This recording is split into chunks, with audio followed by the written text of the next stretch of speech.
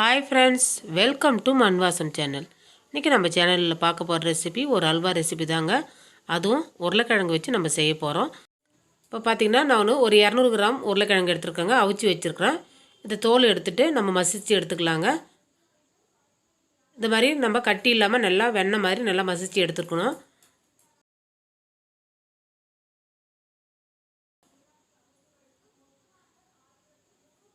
நீங்கள் பார்க்கலாம் உருளைக்கிழங்குல அல்வாவான்ட்டு நீங்கள் செஞ்சு பாருங்கள். சூப்பராக இருக்கும். நீங்கள் ஒரு தடவை செஞ்சீங்கன்னா அடிக்கடி செய்வீங்க. அதுவும் இல்லாமல் இப்போ ரவை எதுவும் இல்லைன்னா டக்குன்னு உருளைக்கிழங்கு வீட்டில் கண்டிப்பாக இருக்கும். 2 உருளைக்கிழங்கு வச்சு வர்ற கெஸ்ட்டுக்கு டக்குன்னு ஒரு அல்வா செஞ்சு கொடுத்துடலாங்க. அவ்வளோதாங்க. கேஸ் ஆன் பண்ணிவிட்டு வானல் வச்சுக்கோங்க. ஒரு 50 ml நெய் தேவைப்படும்.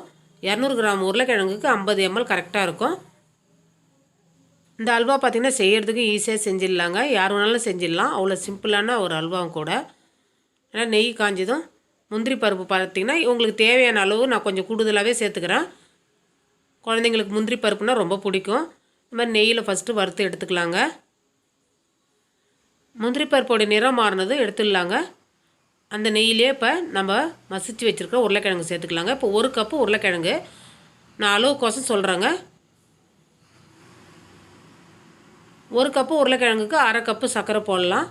அதே மாதிரி கிராம் கணக்கில் பார்த்திங்கன்னா 200 கிராம் உருளைக்கிழங்கு 100 கிராம் சர்க்கரை போட்டுக்கோங்க. கூடுதலாக உங்களுக்கு இனிப்பு சுவை தேவைன்னா 150 கூட போட்டுக்கலாங்க. அடுப்பு வந்து மீடியம் ஃப்ளேமில் வச்சுட்டு நல்லா கிளறி விட்டுக்கினே இருக்கணும். உருளைக்கிழங்கு பார்த்திங்கன்னா நம்ம போட்ட நெய்யில் நல்லா வேகணுங்க. நல்லா வெந்து உங்களுக்கு செவந்து இருக்கணும். அந்த டைமில் நம்ம சர்க்கரை சேர்க்கலாங்க. 1 கப்பு உருளைக்கிழங்குக்கு 1/2 கப்பு சர்க்கரை சேர்க்குறேன். இனிப்பு சுவை தேவைன்னா கூடுதலாக சேர்த்துக்குங்க. முந்திரி பருப்பு, திராட்சை, கொஞ்சமாக ஏலக்காய் பொடி இதை சேர்த்து நல்லா கிளறி விட்டுக்கினே இருங்க. இப்பயுமே அடுப்பு வந்து பார்த்திங்கன்னா லோ ஃப்ளேமில் வச்சு தான் கிளறணும்.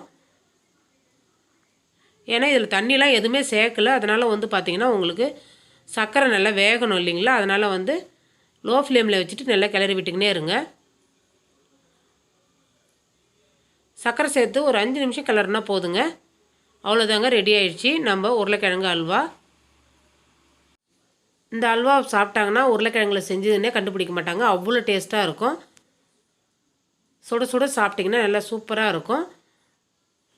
இந்த அல்வாவை செய்து பார்த்துட்டு சொல்லுங்கள் எனக்கு எப்படி இருந்தது டேஸ்ட்டுன்னு சொல்லிவிட்டு. இது மேலே வந்து பார்த்திங்கன்னா நான் பாதாம் பருப்பு சேர்க்குறேங்க கார்னிஷ்கோசம். பார்க்குறதுக்கு நல்லா சூப்பரான ஹெல்த்தியான ஒரு அல்வா ரெடி ஆகிடுச்சு. இந்த ரெசிபி பிடிச்சிருந்துன்னா மண் வாசம் சேனல் லைக் பண்ணுங்கள், ஷேர் பண்ணுங்கள், கமெண்ட் பண்ணுங்கள், சப்ஸ்கிரைப் பண்ணுங்கள். தேங்க்யூ.